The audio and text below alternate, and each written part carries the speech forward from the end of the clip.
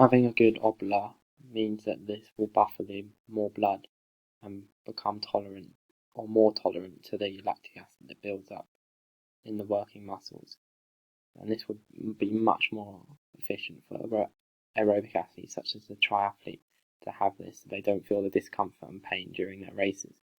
When training aerobically for, say, a triathlon, the body will also come good at using and storing the phosphocreatine and carbohydrate without using oxygen, as the enzymes will break down the phosphocreatine and then break down the ATP, and also it will help then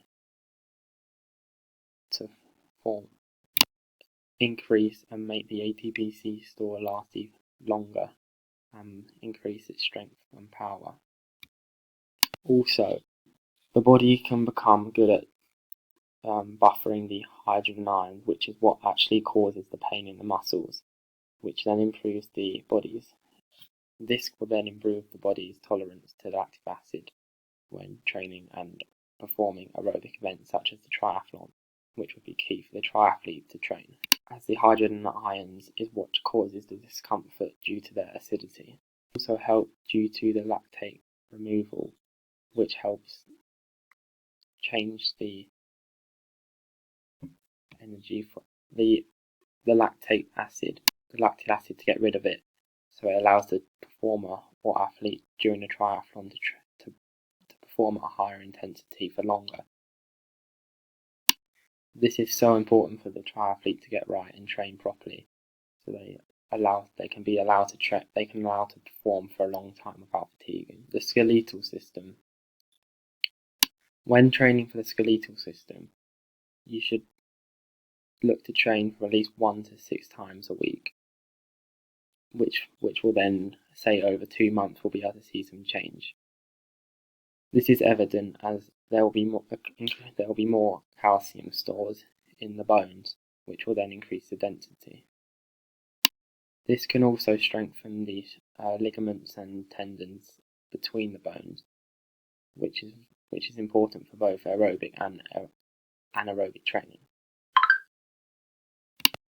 However, if you train too much, something called osteoarthritis may occur, which is where the cartilage on the ends of the bones gets damaged and cannot be replaced. So your bones end up rubbing together, which causes them to almost act like sandpaper and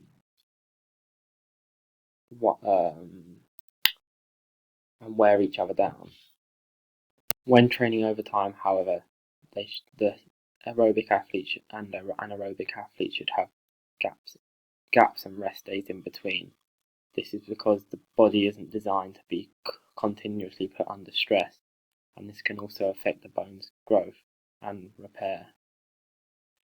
Hence why shin splints, for example, can happen when training for a triathlon due to too much tension and stress being put under your shins when running on solid surface such as concrete, which most triathletes will do. This can also lead to osteoporosis when you're older, which is basically having weak bones, which are very liable to break and snap with small and little force, as the bones are weakened over time.